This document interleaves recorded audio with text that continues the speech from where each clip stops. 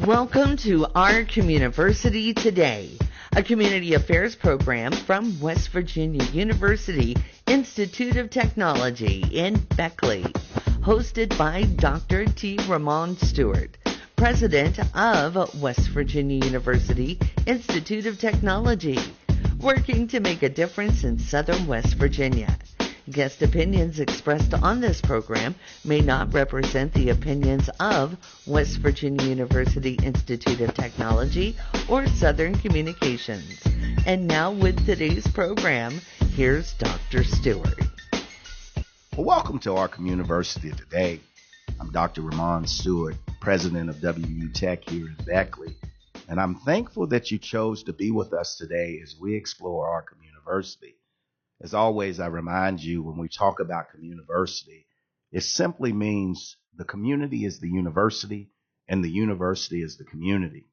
And again, I think that's so important because as we think about where we are in Southern West Virginia and we think about the things that we want to do, it is essential that we bring together various aspects and elements of our environment, of our society to work with each other and for each other to make a brighter future for Southern West Virginia. And when you think about that, we've always talked about the role that the private industry plays in our growth and development, but also how our government plays a significant role. And today we have in studio one of our state senators, one of the state senators that represents several areas here in Southern West Virginia, and that's Senator Brian Helton. And Senator Helton is going to talk with us for a while about not only his journey to become a senator, but also the ways that he sees that there are opportunities for us to grow as a state. And when you think about that growth and the integral part that the government has to play, to hear Senator Helton's feedback and to give those thoughts, ideally will position each one of us here listening to our Communiversity today to be able to ask, and not only ask, but answer two questions. That's simply, why not us and why not now? So ladies and gentlemen, right after this break, we'll be back with more Our Communiversity Today on News Talk WWNR with our guest, Senator Brian Helton. Need a change and ready to transfer? WVU Tech offers the best return on your college investment in West Virginia, and we make it easy to apply and transfer your existing credits. We've got top-ranked, affordable engineering programs, 4-year degrees in science, business, and nursing, plus financial aid and student support services. WVU Tech could be just the place for you. Find out more information at wvutech.edu/admissions today. Raleigh County Parks and Recreation's Live 25 Day 2 Concert Art and Vendor Series is set. June 20th from 6 to 10 p.m. at Lake Stevens Event Center. Great local rock and country vibe talent. Producer Tyler Carden brings you The Company, Ben Fishin, and Gracie Bauer. Rain or shine, the show will go on. So bring your lawn chairs, blankets, ears, and buy your $10 tickets at the door. Log into RaleighCountyParks.gov for more information. Event series sponsored by Kid in the Background and 103 CIR.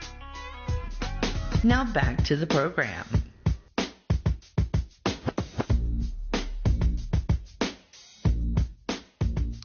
Welcome back to our Communiversity Today. Again, we are visiting with Senator Brian Helton, a senator representing Southern West Virginia. And we're going to discuss not only his background, but also the role that the legislature can play and has played in the growth and development of our state. Senator Helton, how are you today? Good. How about you, Dr. Stewart? You know what? I better not complain. I tell people all the time, all my good days outweigh my bad days. So I better not complain. Well, thank you for joining us today on our Communiversity Today. I think it's exciting. You know, you just became a senator. You finished your first term up in under the Gold Dome. And so when I think about you being a senator, and, you know, obviously that's where you are now, but where did you come from? How did you get to this point? For sure, yeah. And first of all, I'll say I think the name of the program is fantastic because that really epitomizes your tenure here at WVU Tech. I think I've told you before when we're just hanging out, and I really mean that you've had such an impact on our community through the university. And of all the many years of growing up here in southern West Virginia and seeing the different iterations of the university from even back in the original Beckley College days to today, we've seen a lot of university presidents come through, and a lot of really good ones. You've really taken that to the next level in terms of your community involvement. You know, when we all as local people here want to see our local economy grow, the university is so important to that. And it's refreshing, quite honestly, to open up a newspaper and see our university president sleigh riding with the students here in Beckley. And so that's one small example, but just your outreach across the whole community, your involvement. And I've told you this personally, I'll tell you this today on the show. I'm just so impressed and so thankful that you've just really set the bar high for what a university president should look like in any town or any community in our state. Well, I tell you what, that wasn't what I was expecting, but I'm humbled by that, those comments. You know, again, being from the free state of McDowell County, I was taught the importance of community. Right. And, you know, as I've been blessed to have the opportunity to use some of my profession as an opportunity to grow the community, I've embraced that, and I really think it's a matter of walking in purpose. And I think all the time, why not us and why not now?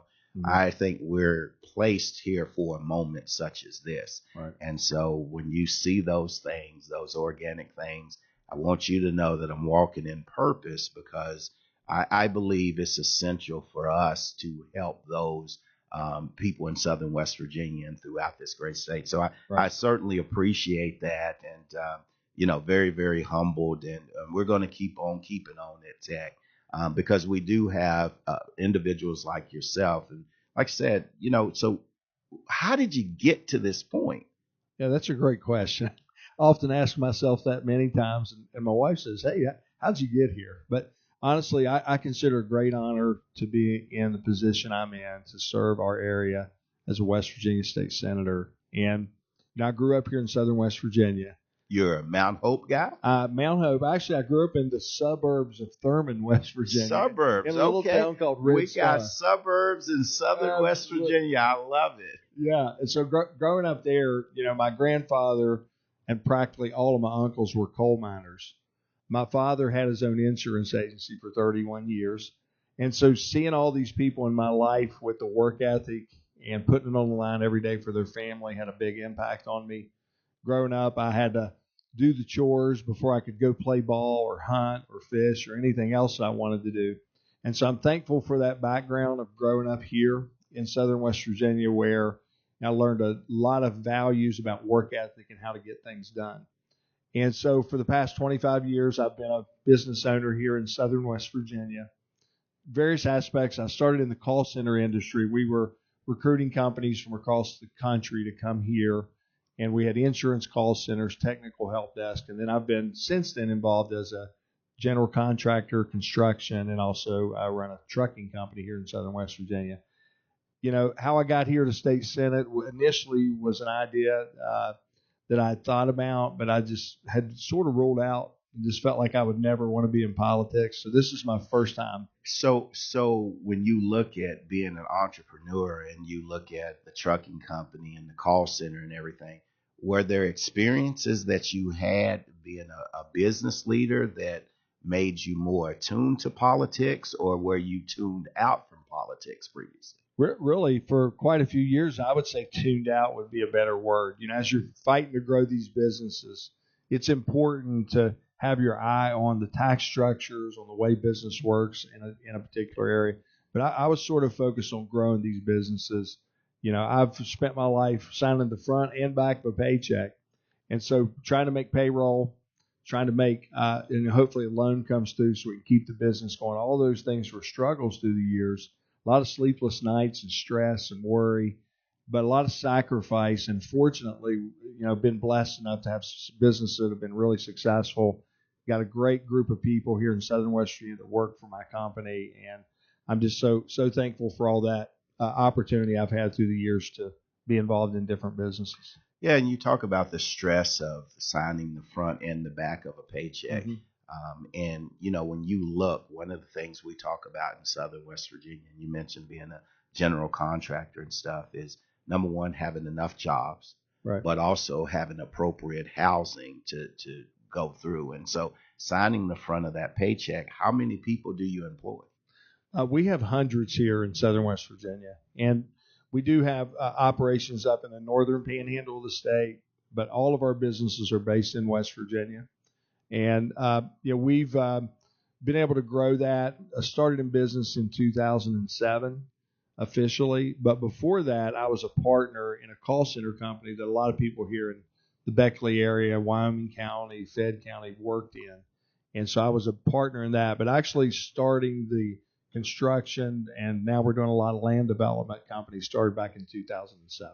Yeah, I tell you, we got something in common. When I was in college, one of my many hustles, one of my jobs that I had, I did telemarketing. Yep. I can remember, this is Ramon Stuart calling on behalf of the West Virginia State Troopers Association. Now, Senator Helton, you know those troopers not only serve, but they protect. So would you and your lovely wife like to be at that platinum level of $1,000? There you go. I made that. Are you still living at 123 York Street? And I got you right there. You still remember that? Oh, you absolutely. And it's amazing though, and I say that kind of tongue in cheek, and you talk about your upbringing in Southern West Virginia, and really that foundation that those miners laid for you, that your father built on to create the insurance agency. But it's those foundations and then those experiences, just the way even the call centers teaches you how to talk with people. Right. Those things are things that I found very valuable. How about yourself? Yeah, there's no question. And really the mentors in our life can have such a big impact on how we ultimately do. So I know you really give back in terms of your leadership, your principles to all these students, but also just in the community in general. And so I've tried to do that as well, to remember the people that went before me, that taught me the things that I needed to know. Some of the things, you look back on and you, at the time, you felt like, I don't really understand why they're doing that, or I don't know why, my coach is so hard on me, or my dad's so demanding of me. But looking back on that, now I realize what that was all about. And you're a great teacher, man, and I try to be the same. Yeah, I call it the Karate Kid approach. Yeah. Daniel's son was waxing on and waxing off and painting the fence, but then you discover the true leader in you. And leadership is something big that is essential not only in private industry, but also in government. What does leadership mean to you? Yeah, well, leadership is really being a servant leader and being willing to step up when needed, being willing to impart information and always to share information. I think sometimes people feel like they either don't have things that are valuable enough to offer, or they also don't fully appreciate the fact that other people could use this information. So being able to lead through being a good servant leader in terms of being willing to do things that I would ask other people to do, being willing to step forward in times of crisis and start solving the issue, not being a procrastinator or waiting for other people to do things. I think all those are key things, but I think the biggest thing is when we really start focusing on developing other people and we really start focusing on helping other people grow in their lives, it's amazing the exponential growth we have in our own lives. So I've tried to always remember those that invested in me. And as you invest in other people, that comes back tenfold. Absolutely. And talking about investing in people, we're going to take a short break. And when we come back, we're going to talk about your investment as the Senator of West Virginia. And so I asked our guests to stay tuned to News Talk WWNR for more our Communiversity today. WVU Tech's Regents Bachelor of Arts degree is crafted for adult learners like you. Flexible, affordable, and tailored to your goals. You can even earn credit for work and life experience, giving you a jump on completing your degree. Whether you're finishing a degree you started or shifting to a new career, WVU Tech provides the resources and support you need to make it a reality. Take the next step at wvutech.edu/admissions today. This sandwich is not just spicy, it's flavorful. Hi, this is Patayo, and this is Elsa, and a little thing I love about the Chick-fil-A Grilled Spicy Deluxe Sandwich is that spicy kick. I really like the marinated chicken breast because the spice comes in at just the right moment. Oh, no. A little thing I love is that cilantro lime sauce. It's a fun blend of zesty and bold. It's highlighting the flavors in the chicken. That's what really makes me happy. Are you going to eat all your fries? Real guests paid for their testimonials. With more Communiversity today, here's Dr. Stuart. Welcome back to our Communiversity today. In studio is Senator Brian Helton, representing District 9, which comprises Raleigh, Wyoming, and portions of Fayette County. And we're talking about not only his personal journey to get to the Senate, but also his first term as a senator. And so, Senator Helton, you've just completed your first legislative session. And so, how was it? It was really good. You know, I had envisioned one thing, and then when you get there, it's sort of another.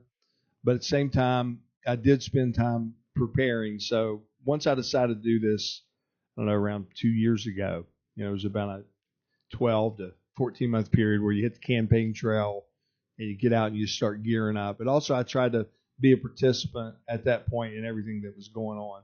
At the same time, until you get in that fire and you get in that arena under that gold dome serving every day, it's a lot different. You know, some examples of that would be in business. If we want to have a certain objective or get things done, we gather around a conference table and we have a grease board and we write our notes down and we develop a plan of action and go get it. Well, government's acts a little different than that. It's a little slower process. There's a lot more collaboration that needs to take place. There's a 100 House of Delegates members on the other side of the House. I'm part of the Senate where there's 34. And then you've got the governor's office. So it takes a group effort to actually create law.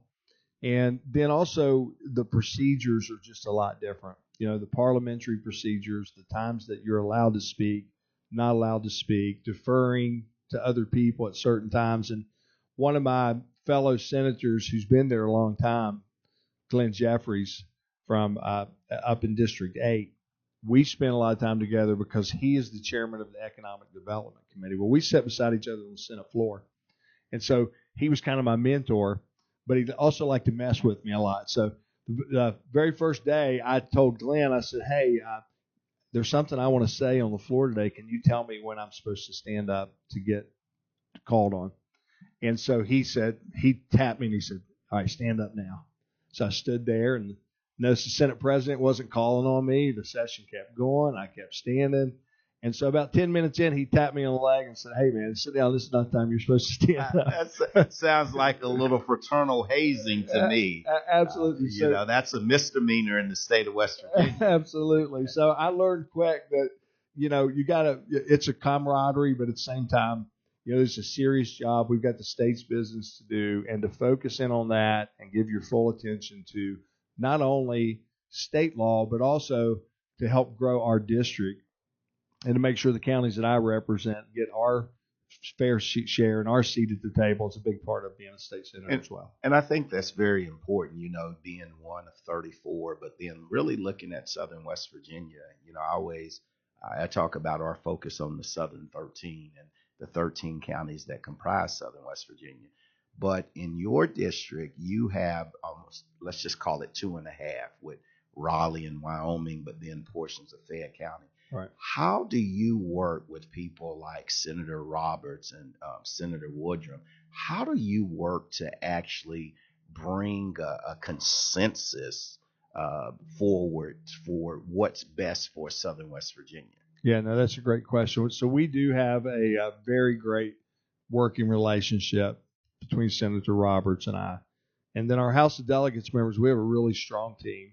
You know, here in Raleigh County, you have Delegate Bill Roop, you have Brandon Steele, you have Jordan Maynor, you have Eric Brooks, and then we've got Elliot Pritt right over in Fayette County. We've got Adam Vance down in Wyoming County, and I hope I'm not leaving Adam any Toney. out. We got Chris Toney here. Yeah, Chris. So we've got a good, strong group that we all work together on, and we all make sure that we take care of each other up there. It's a loose coalition, but nevertheless, we have a regular communication where we see the issues for Southern West Virginia. You know, I see my job. We talked about leadership a little earlier. You know, my business background goes through many years, so I feel like I should really use that up there for too long in southern West Virginia, we've been behind the eight ball. And so to get our seat at the table and get us up front, I think is an important part of this process. We saw this past session, Jordan Maynard was able to be the lead sponsor on a STIF bill, which stands for Special Tax Increment Financing District, that ultimately will lead to $200 million of investment here in Raleigh County. It's going to have a sports complex, commercial, industrial, housing, all that sort of thing. The other thing is just focusing on our area here with creating individual job opportunities to attract companies in. And that's where we're really starting to gain momentum. And we're getting a seat at the table. So I'm looking forward over the next 5 to 10 years to bring some of this stuff across the finish line. There'll be some individual deals that come sooner, but following the lead of our county commission, which has done a great job of starting to build out infrastructure, is a big key. Because we can have all the great deals, we can attract all the companies. If we don't have infrastructure, a lot of times that's what stops the deal. So if we want housing developments, you have to have utilities, you have to have driveways and roadways and sidewalks. If you want an industrial complex, same thing, you have to have access to utilities and infrastructure. Our county commission, the reason we're doing Amazon right now here in Raleigh County, that's going to create 200 jobs, is they had the foresight to put that infrastructure in. We're doing the same thing over in the northern part of Raleigh County. And throughout our district, I think we need to focus on not just handouts to corporations to come here, but building an infrastructure that brings deals in that are on the ready, and also to create tax structures and business incentives for companies that want to be here. But I think we can be short-sighted in that if we don't focus on our existing small businesses and give them the bandwidth to start up new entrepreneurs, to help small businesses that have already been successful here in West Virginia with incentives to continue to grow. So I think it's multifaceted, but we're definitely on the move. I'm very optimistic. Our state economy is looking good. Our balance sheets for the state look better than ever. And so we just want to ride that wave here in southern West Virginia and not be sitting on that back row, to be right up there on the front row being part of these opportunities. And I love to hear that you and the other legislative partners here in southern West Virginia are looking to move up to the forefront. I think sometimes people get concerned that our portion of the state is left behind. And, again, I say all the time, especially from places like my beloved McDowell County or other places throughout southern West Virginia, we really built this state. And so as you look at these things, and it's so promising to hear about Amazon and northern Raleigh County, the development, the STIF bill, and we will have Delegate Maynard on explaining the bill here in the near future. Right. But you also talked about incentives for companies to come, whether it's the working with the tax structure, but we also have this huge challenge with housing. And I was recently reading the newspaper, and I looked up, and Putnam County is growing again. Right. Which is great to have a sign up that say, "Here we grow again." Sure. But they also talked about a $5 million appropriation they got to help with infrastructure to build houses. How do you go about trying to identify something like that? Sure. That's a great question, because that's the sort of thing we need to be involved in. We have to get that fund, those funds moved to southern West Virginia. And so that's just a collaborative effort. Like you mentioned earlier, our whole team of southern West Virginia legislators working together to make that a reality. They're getting ready to build 500 individual homes in Putnam County through that investment that led to corporate growth coming into their area. There's no reason we can't do that here. And why not us? Why not us? Why not now? Right. I think it's a great question, and I think we got a good answer to that, and that is there's no reason other than we got to apply ourselves and focus and use our abilities to go speak to companies and to speak to the legislative body to emphasize the importance of investment in southern West Virginia. And we're starting to see those wheels turn. I'm confident we're going to have those sort of things happen all around us in the very near future. Well, and that's exciting because, we have resources. And, one of the resources that we have is we have a lot of water, our coal mines and the natural water that runs through. And we actually have a very significant power grid here because of the mines. So you pass two pieces of legislation, or they passed the microgrid bill And then people keep talking about data centers. What do you think is the potential future for data centers or microgrids here in southern West Virginia? Well, there are two opportunities right now on the table, and there's a lot of heavy non-disclosure agreements, so those companies do not want to be named until it's go time, so to speak, because that's an extremely competitive industry. The microgrid data bill, I think, is significant for West Virginia. One of these facilities can generate a tax base standalone of $160 to $200 billion in one building. The one in Mason County that's already broke ground, it's a company called Fidelis. If you can imagine this, statewide we use, the whole state of West Virginia right now, we use 14,000 megawatts of electricity to run our whole state. This one building in Mason County will use 3,000 megawatts. So in one building, there will be 25% of the whole state's electrical generation.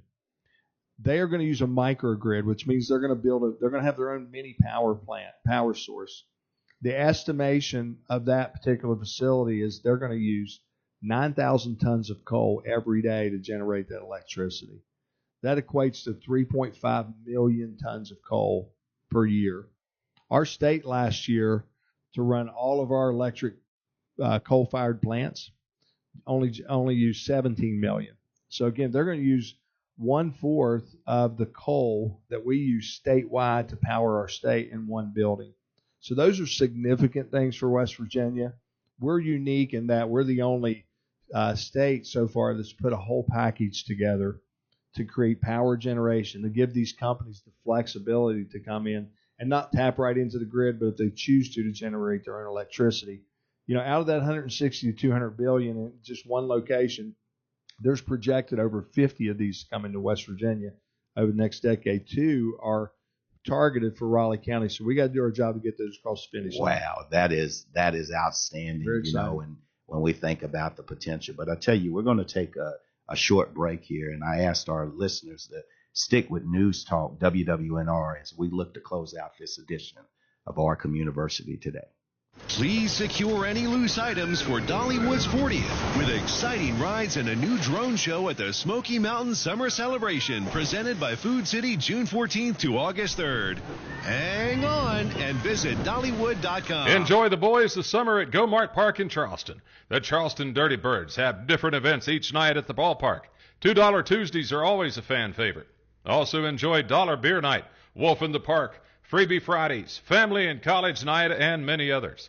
Get individual tickets or buy them by the dozen and get ready for the game at CharlestonDirtyBirdsBaseball.com. Enjoy baseball all summer long with the Charleston Dirty Birds.